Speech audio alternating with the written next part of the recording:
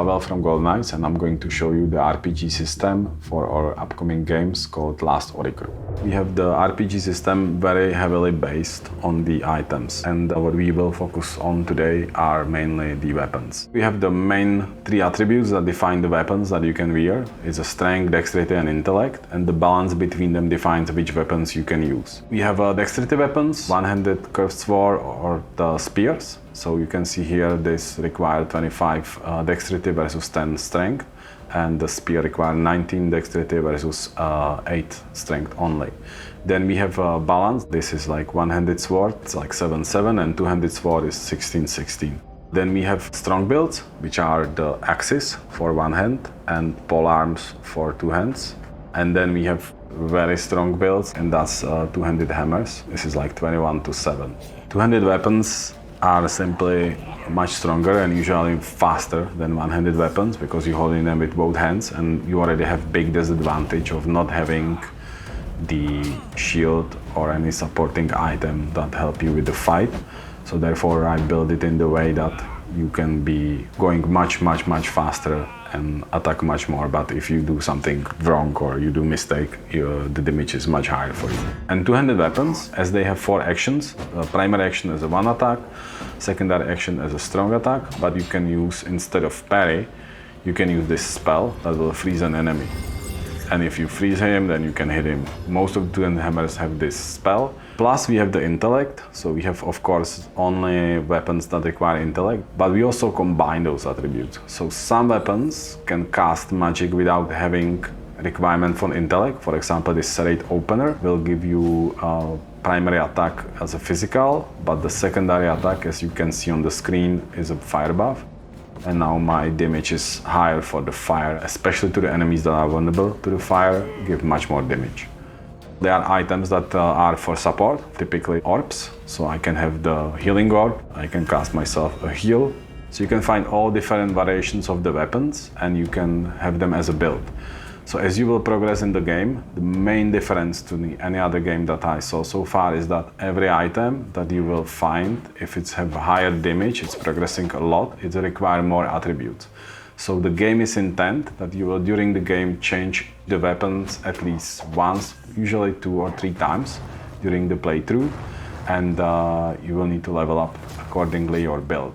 But we have a feature that helps you to play with the attributes, and those are rings. And those rings allow you to transfer different attributes between each other. So you cannot increase the attribute by any ring, but you can transfer to intelligence to dexterity. So if you start the game and you invest into something and then you find, for example, nice sword and you want to test it, but you don't have enough attributes, but you have attributes that you will not use for this sword in the intellect, you can transfer them with the rings to temporary to the strength, and until you equip that ring, you will be able to use that sword.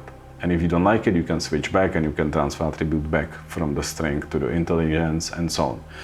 These have a nice feature, which is that you as a player start with all the attributes to be 5-5-5.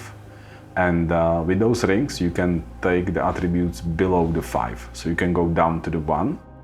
So for example, with the rings, I can transfer 4 strength and 4 dexterity to the intellect. So I get +8, and that's a lot. It's like 8 levels. So if you cleverly use the rings, you can transfer attributes to another and go below the 5 and be much stronger than you would be in that level. Also, we have an upgrade system. You can dismantle existing items that are not anymore usable for you because those items have too low stats and they will not give you enough damage. So you can simply sell them or dismantle them. I would suggest you to definitely dismantle some of them so you have enough materials to upgrade, because the upgrades give you a lot of bonuses.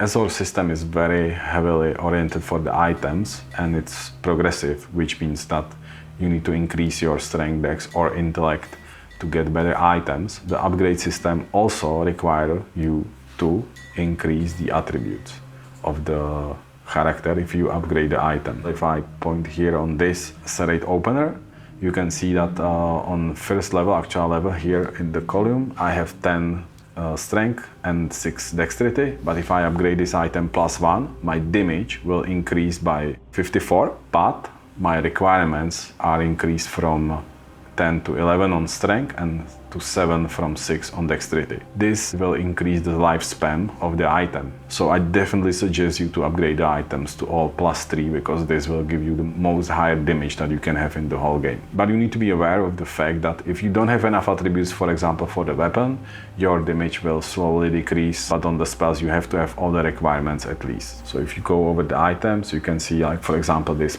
Orb of Protection have 2 spells and it have additional 2 more load. So we have here quite full system of additional effects that are helping you in the game very much. Most of the effects are hidden under the sets of the items. So if you page here in the inventory, you can see that this item is part of the set.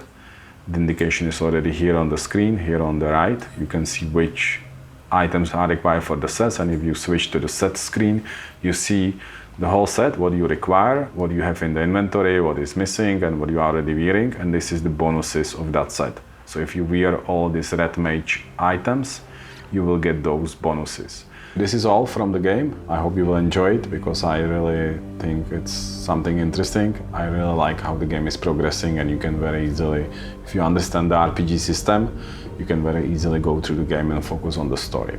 Bye.